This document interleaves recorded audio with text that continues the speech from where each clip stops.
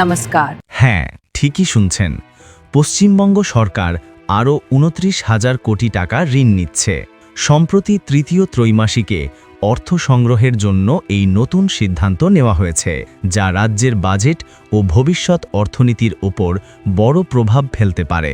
২০২৫-২৬ অর্থবর্ষের তৃতীয় ত্রৈমাসিকে নবান্ন সরকার বাজার থেকে প্রায় ২৯,০০০ কোটি টাকা ঋণ নিতে যাচ্ছে। এই সিদ্ধান্ত জানিয়েছে রাজ্যের অর্থ দফতর, এবং এর ফলে শুধু এই অর্থবছরেই মোট ঋণের পরিমাণ দাঁড়াবে প্রায় ৭৮,০০০ কোটি টাকার কাছাকাছি।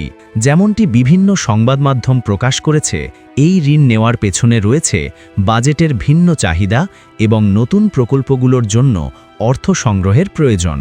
অনেক বিশ্লেষক মনে করেন, চলতি অর্থবর্ষে রাজ্যের বাজার ঋণ মোটামুটি ১ লক্ষ কোটি টাকায় পৌঁছাতে পারে।